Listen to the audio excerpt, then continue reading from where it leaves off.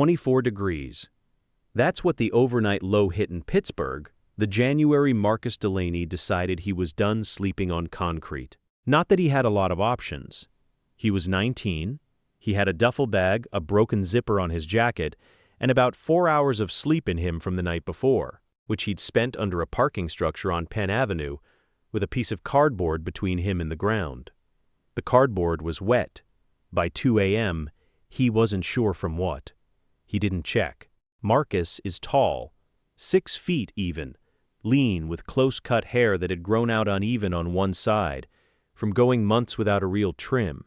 He had a faded scar along his left jaw from a bike accident when he was 12, and his eyes were this specific shade of light brown that almost looked gold in certain light, the kind of thing people noticed, then looked away from, because noticing felt like an acknowledgement, and acknowledgement felt like obligation.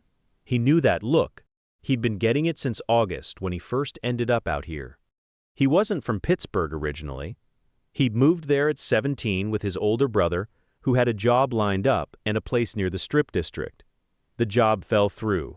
The place went with it.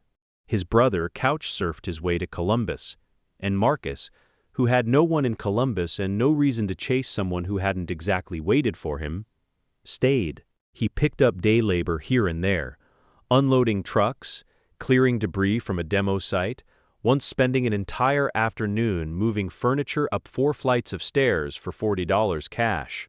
None of it held. By fall, he was out. He knew where the shelters were. He'd been in 2 of them.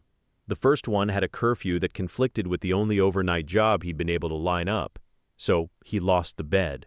The second one had a 30-day limit, and the day he hit 30 was a Tuesday in November, cold and raining, and the guy at the desk said there was a waiting list, and it was 47 people long. Marcus thanked him. He left. He didn't go back. So he started watching, not in any organized way at first. He just paid attention to the city the way you do when you're in it all day with nowhere to be. He noticed which buildings were half demolished and which ones had been sitting untouched for months. He noticed what got thrown in dumpsters behind construction sites: lumber scraps, bent rebar, plastic sheeting, broken concrete block, and he noticed the bricks. Pittsburgh has a specific kind of brick problem. The city's old. A lot of it was built between 1880 and 1940, and those buildings, when they come down, leave behind piles of common red brick, salvageable stuff, dense and heavy, the kind that used to get reclaimed for resale. But the market for used brick collapsed somewhere around 2018 when cheap manufactured alternatives came in, and now demo crews just pile it up and wait for someone to haul it. Sometimes they advertise it free on Craigslist. Sometimes they don't bother advertising at all, they just leave it. Marcus figured this out slowly. He started noticing the piles, then he started noticing how big the piles were. Then, one afternoon on the north side near a gutted row house on Allegheny Avenue, he asked a guy in a hard hat if the brick was going somewhere or if it was just sitting there. The guy told him it was going in a dumpster by Friday if nobody came for it. Marcus looked at the pile. He looked at his hands. He didn't have a truck. He didn't have tools. He didn't have a tarp, a level, or any real construction knowledge beyond what he'd picked up watching demo crews and asking questions. What he had was time, and a specific problem to solve, and the kind of stubbornness that comes from having no fallback. He asked the guy in the hard hat if he minded him taking some of the brick by hand. The guy shrugged and said, "Take what you want." Marcus took 3 that afternoon, just to carry them somewhere and think. The spot he'd been watching was under the 40th Street Bridge. On the Lawrenceville side, not directly under it, there was a section of the embankment that curved back and created a kind of partial alcove, maybe 8 feet wide and 5 feet deep, where the concrete abutment met a retaining wall. People had slept there before. You could tell from the old trash, the scorching on the stone from a fire someone had kept years back. But nobody was using it now, and the structure above it meant it didn't flood when it rained. It stayed dry. That was the main thing Marcus needed. The problem was the cold. The embankment was open on 3 sides. Wind came off the Allegheny River less than 200 yards away, and at night in winter, That wind moved through the alcove like the space had been designed to funnel it. He'd slept there twice, and both times he'd barely made it to sunrise. Not because he wasn't bundled, he had 2 sleeping bags by then, layered, but because the cold wasn't just in the air, it was in the ground under him and in the concrete wall behind him, and those surfaces were pulling heat out of him all night long. You can pile on blankets and still lose to a cold surface you're pressed against for 6 hours. What he needed was mass between him and those surfaces, something that stored warmth. He'd read about thermal mass once, not in any formal way, just a paragraph in a magazine he'd found in a library. He'd been sitting in the Carnegie Library on Forbes Avenue, which was warm and didn't ask questions, and he'd picked up an old issue of a home-building publication because it was there. The paragraph explained why adobe houses and stone buildings stayed cool in summer and warm in winter. It wasn't insulation. It was mass. Dense materials absorbed heat slowly during the day and released it slowly at night. The more mass, the slower the release. You could warm a dense wall with sunlight or with a fire, and it would keep giving that heat back for hours after the source was gone. He thought about that paragraph a lot. Brick is dense. Common red brick, the reclaimed Pittsburgh kind, is about 4.5 pounds per brick and has thermal mass properties similar to stone. Not as good as adobe, but close. Stack enough of it, get heat into it, and it holds that heat. So that became the project. Not a building, exactly, a heat bank, a wall at his back and a floor under him, made of material that would store whatever warmth he could put into it and give it back through the night. He started carrying bricks. Not dramatically, just steadily. He had a canvas tote bag he found outside a grocery store, and he could carry 6 bricks in it at a time without the handles tearing. 6 bricks, twice a day, was 12 bricks. That was about 54 pounds of material per day, which sounds like a lot until you're building a wall that needs to be 18 inches thick and 5 feet wide and 4 feet tall to be useful. He did rough math on a scrap of paper and figured he needed somewhere between 800 and 1,100 bricks. He stopped doing the math after that because it was discouraging, and the pile on Allegheny Avenue wasn't going anywhere. The second problem was mortar. He wasn't going to mortar anything. He didn't have the materials, and dry stacked brick without mortar shifts and falls. But he watched a few YouTube videos on a library computer about dry stacking technique, which is a real method used for retaining walls in garden beds, and the key to it is offset staggering. Each brick overlaps the seam in the row below. You tie the corners by alternating which direction the bricks run. Done right, and with the right footprint, battered meaning angled slightly inward as you go up, a dry stacked wall is stable enough to lean against and push against without moving. It won't take serious lateral force, but it doesn't have to. Marcus's wall just had to stand. He started stacking in January, about 2 weeks after the 24-degree night. He built the back wall first, against the concrete abutment, which did 2 things. It gave the structure immediate support, and it put the thermal mass exactly where he needed it, between him and the cold concrete. He stacked the bricks in a running bond, each row offset by half a brick, and he kept the wall battered. Every 5 rows, he pulled each brick inward by about a 1/4 inch. By the time he hit 4 feet, the wall leaned back into the abutment slightly, which locked it. The floor came next. He laid bricks flat in 2 layers, staggered the same way across the 5-foot depth of the alcove. 2 layers of brick is about 4.5 inches of thermal mass underfoot. It's not like carpet, but it's not concrete, and it took the cold differently. The third wall went up on the right side, which was the direction the river wind came from. He left the left side open. That was the entrance.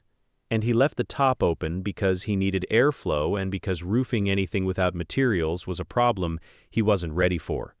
That took most of January. He was carrying bricks in the mornings, stacking in the afternoons, and sleeping in the alcove every night, which was miserable while the walls were still short and got less miserable as they got taller. He didn't light fires in there while he was building. He wasn't ready for that yet. The fire question was the next real problem. The city has ordinances about open fires, and Marcus knew that visibility mattered. He didn't want to draw attention to the spot. He needed something that would put heat into the bricks without putting flames and smoke into public view at 9 p.m. He thought about this for a while. What he landed on was a rocket stove concept, also from a library computer. A rocket stove is simple. You feed fuel in horizontally at the bottom of an L-shaped combustion chamber, and the fire burns at the corner of the L, pulling air in and pushing heat up through a narrow vertical exhaust. The design is more efficient than an open fire. It burns hot and fast with smaller pieces of wood, and it produces much less smoke because the combustion is more complete. You don't need a traditional chimney. The exhaust goes up a pipe or a tube, and if you direct that pipe into a thermal mass, the mass absorbs the heat before the gas exits. He built his version from scrap metal he found at a different demo site. Pieces of ductwork, which he bent and crimped into shape using a rock and the edge of the concrete abutment as a brake. It wasn't pretty. It worked. The combustion chamber sat outside the alcove.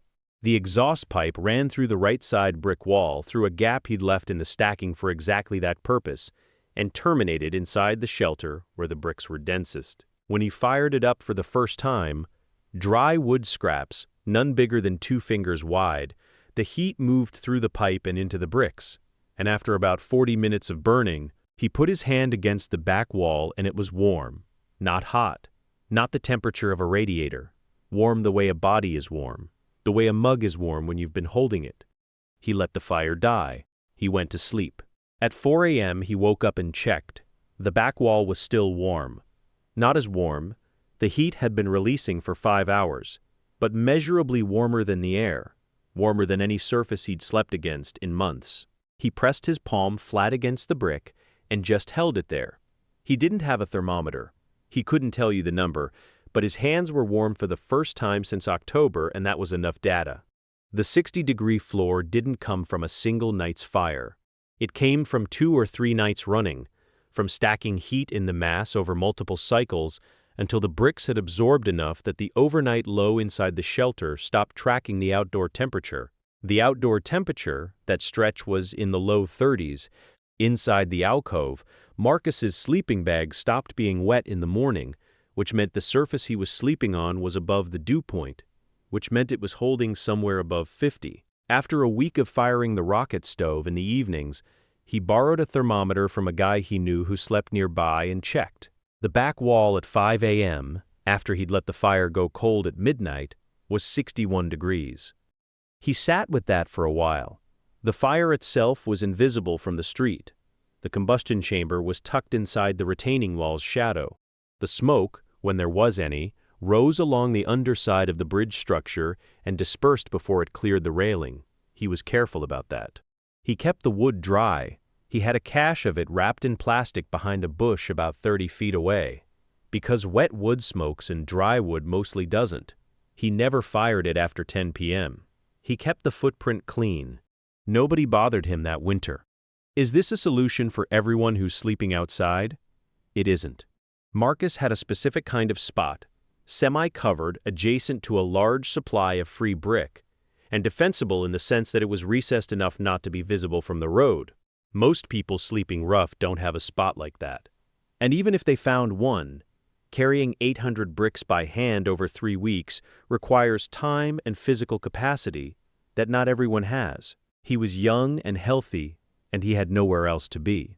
Those 3 things together are rarer than they sound. He also hit some walls. The right side wall, which he built in a hurry, had a section that wasn't properly battered, and when March came and the freeze-thaw cycle started, Pittsburgh gets this every spring. Days above freezing and nights below, and it moves water into every crack and expands it. 3 courses of brick shifted outward. He had to take that section apart and rebuild it. That took 4 days and was, by his own account, the most frustrating thing about the entire project. Not dangerous, just tedious in a way that felt personal. The roof was never solved exactly. He got a large piece of corrugated plastic roofing panel from a landscaping supply place that was throwing it out, and he propped it across the top of the 3 walls using pieces of conduit he found, and it kept rain out, but it wasn't insulating anything. The thermal mass didn't extend to the ceiling. He accepted that you can't make a free broken brick shelter into a house. What he made was something much simpler, a room where the walls and floor remember the warmth from 8 hours ago and where that memory is enough to get through the night. You might have slept somewhere like this before, not under a bridge, but in a tent in cold weather, or in a car, and you know how the surface under you changes everything. A sleeping bag on cold ground is different from a sleeping bag on warm ground, not because of what's above you, because of what you're pressed against. Marcus understood that distinction in his body before he understood it in any book. He built the bricks because he was cold, and bricks were there. The science came after, as a way of explaining what he already knew worked. He's still at the spot on the north side. He's not still homeless.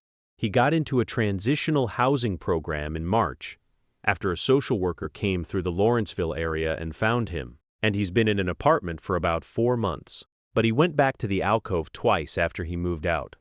Once to check on it, once to talk to a guy who'd started sleeping there. He showed the guy how the fire worked and where the wood cache was and which bricks were loose. The brick structure is still there. He thinks about it sometimes.